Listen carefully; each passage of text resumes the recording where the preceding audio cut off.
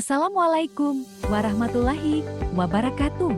Selama beberapa menit ke depan, kami dari kelompok 10 akan mengajak rekan sekalian untuk menyelami topik dengan mata kuliah ekologi pangan dan gizi. Maka dari itu izinkan kami untuk memperkenalkan diri. Meliana, Rana Indriana, Ribina, Mahdalia, Fadel Muhammad, Ardisyan Jaya Saputra, dan saya sendiri Aziz Abu Arakian. Di sini kami akan membahas tentang bijak memilih keamanan pangan. Ada 3 pembahasan yang akan disampaikan, yaitu pertama data atau kasus, yang kedua faktor resiko atau penyebab, yang ketiga tips-tips atau langkah-langkah promotif dan preventif. Menurut Pusat Pengendalian dan Pencegahan Penyakit, ada 48 juta orang atau 1 dari setiap 6 orang terkena infeksi bawaan makanan setiap tahunnya. Dari jumlah tersebut ada 128 orang dirawat di rumah sakit dan 3.000 orang meninggal karena penyakit bawaan makanan. Orang yang memiliki sistem kekebalan tubuh lemah memiliki resiko lebih tinggi mengalami keracunan makanan. Orang dengan sistem kekebalan tubuh yang lemah lebih mungkin menderita penyakit yang berkepanjangan, dirawat di rumah sakit, atau bahkan meninggal akibat penyakit bawaan makanan. Ada 6 faktor resiko penyebab. Faktor yang pertama, faktor genetik. Gangguan tertentu seperti lupus dan multiple sclerosis cenderung menurun dalam keluarga. Faktor yang kedua, jarang berolahraga. Melalui faktor olahraga, produksi sel darah putih yang berperan dalam menjaga kekebalan tubuh dapat meningkat. Faktor ketiga, tidak istirahat dengan cukup.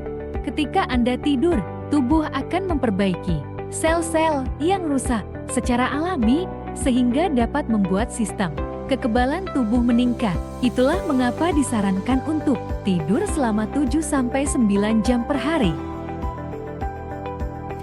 Faktor keempat, dehidrasi. Kekurangan cairan tubuh dapat menyebabkan dehidrasi dan menurunkan imunitas sehingga tubuh menjadi mudah lelah, lemas dan mudah tertular penyakit seperti flu.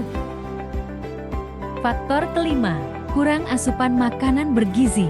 Penting bagi Anda untuk memperhatikan pola makan sehat, mulai dari jadwal makan hingga komposisi gizi makanan. Faktor keenam, merokok. Seseorang yang merokok dapat beresiko lebih tinggi terhadap sejumlah penyakit autoimun, termasuk lupus, rheumatoid arthritis, dan hipertiroidisme. Tips-tips atau langkah-langkah preventif dan promotif.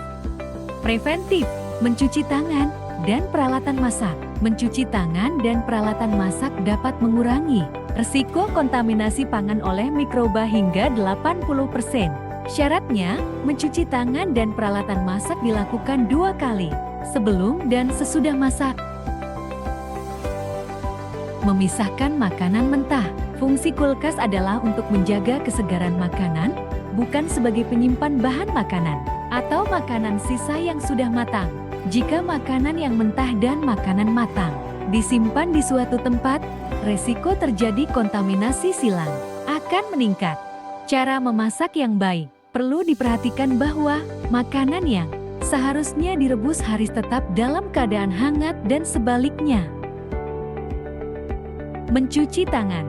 Menggunakan air bersih. Penggunaan air bersih dalam memasak dapat mengurangi resiko kontaminasi mikroba dan bahan logam berat. Makanan yang sudah dimasak sebaiknya segera dimakan dan tidak disimpan di suhu ruangan lebih dari 2 jam.